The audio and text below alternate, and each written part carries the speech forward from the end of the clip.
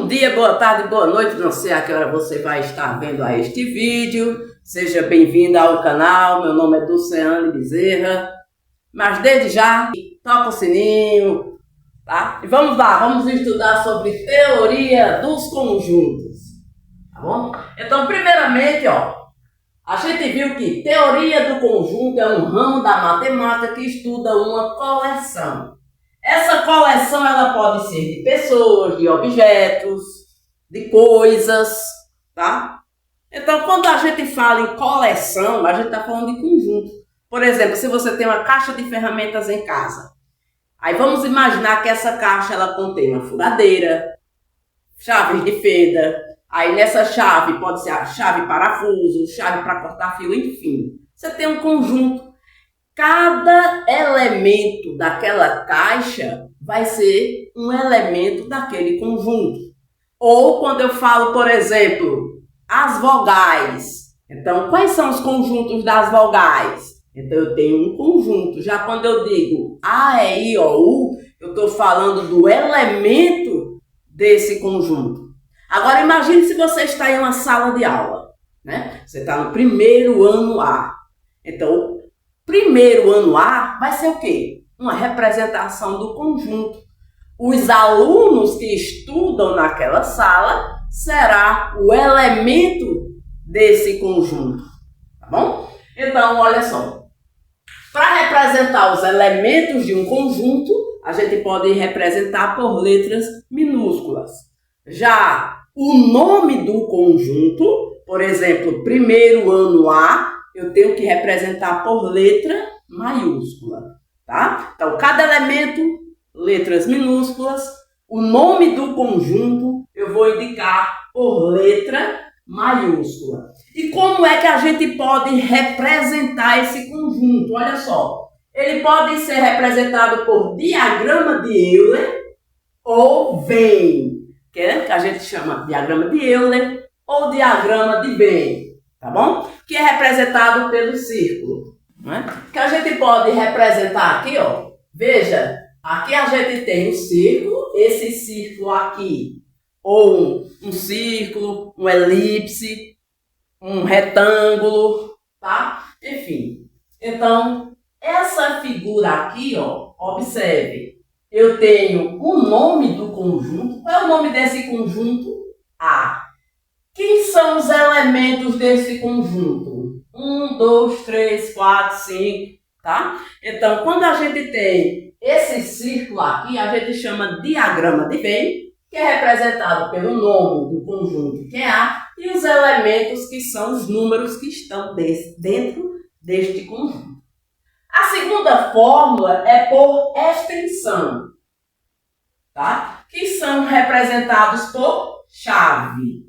Tá? Então, observe aqui, eu tenho um elemento A, veja, que eu também posso chamar de B, de C, qualquer letra. Dentro desse conjunto, eu tenho os elementos desse conjunto, que são A, E, I, O, U. Cada elemento desse tem que estar com vírgula, tá? Não pode ser assim, dessa forma, senão eu não tenho um conjunto. Todo um conjunto tem que estar representado por vírgula, e os seus elementos têm que serem letras minúsculas, a não ser que seja nome de pessoas.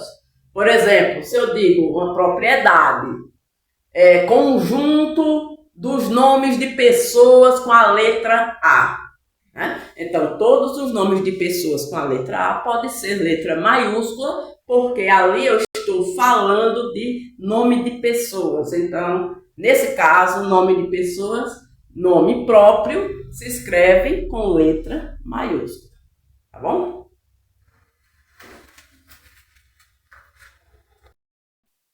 Bora lá. E a gente tem as representações, né, por compreensão, ou seja, por uma propriedade. Quando eu tenho uma propriedade, eu estou utilizando uma informação ou uma representação desse conjunto. Por exemplo, aqui eu tenho uma propriedade de um conjunto. Eu digo, x tal que x. Então, esse tracinho aqui, indica tal que. ele quer dizer tal que, ou seja, x tal que x pertence, então olha o símbolo pertence aqui, ó, pertence, tá? Então esse símbolo quer dizer que pertence. Pertence ao quê? Ao conjunto dos números naturais. E x tem que ser menor do que 8. Ou seja, eu tenho todo um conjunto dos números naturais e esse conjunto tem que ser menor que 8. Um número menor que 8. Como eu vou representar esse conjunto? Se ele está dizendo que esse conjunto é B, ó, então eu vou ter conjunto B, colocado entre chaves, né, ó, porque representa a chave.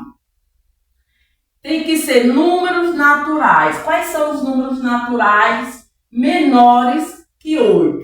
Então será o quê? 0, 1, 2, 3, 4, 5, 6, 7, né?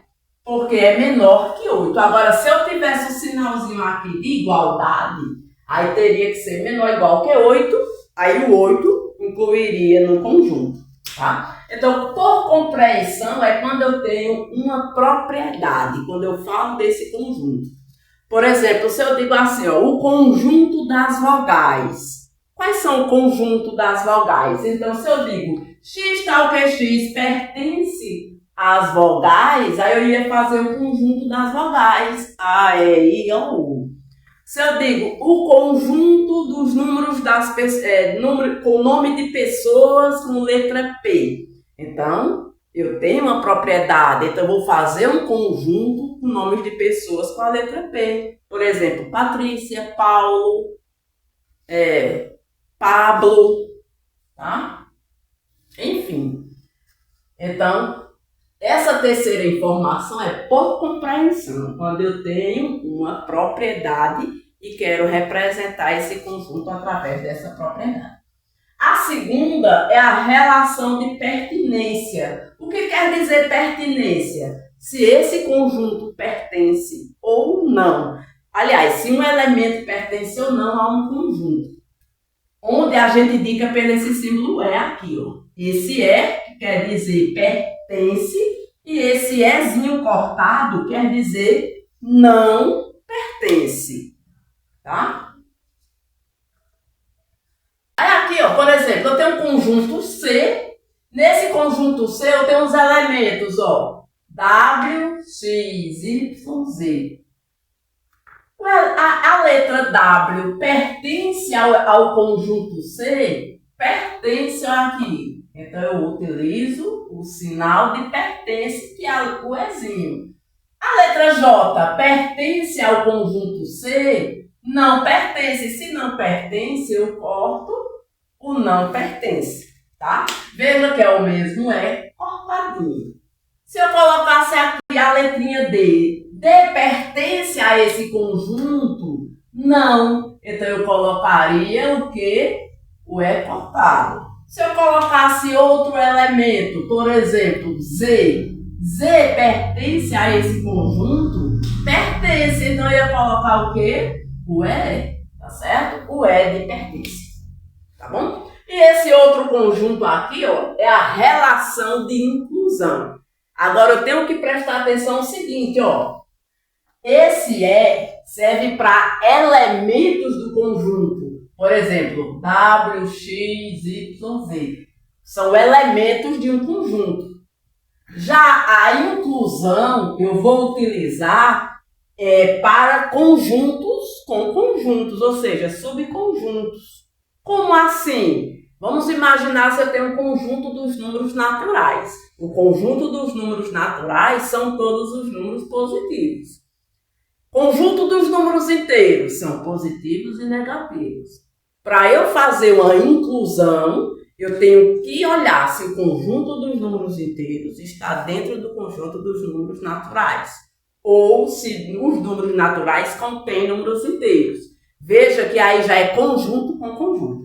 Então eu tenho uma inclusão, certo? Onde eu vou representar, ó, estar contido. Eu vou colocar esse símbolo aqui, ó.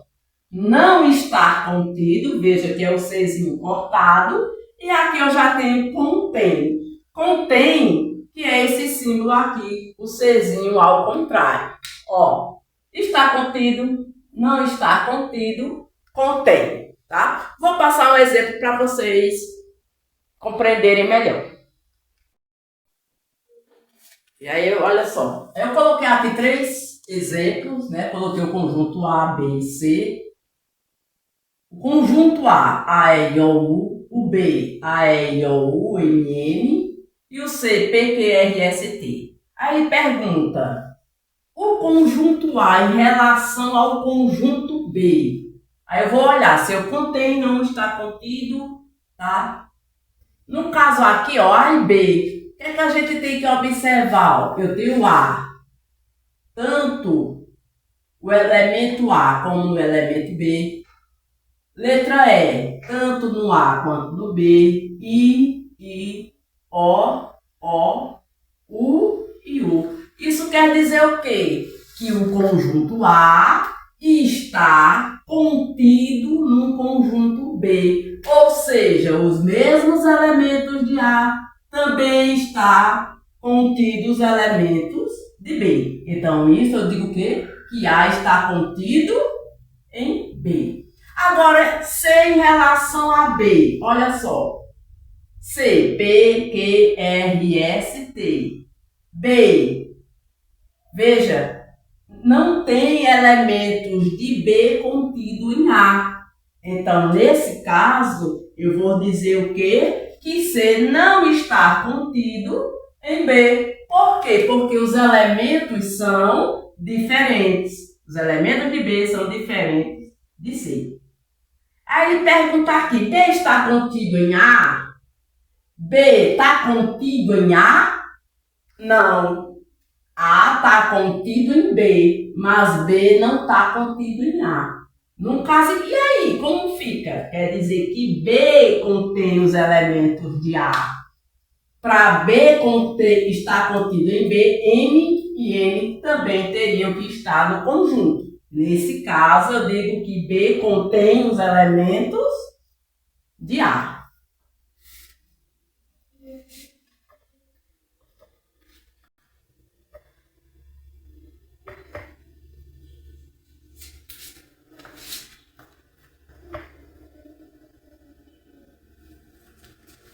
E aqui, conjunto vazio. O que é um conjunto vazio? É conjunto que não há nenhum elemento.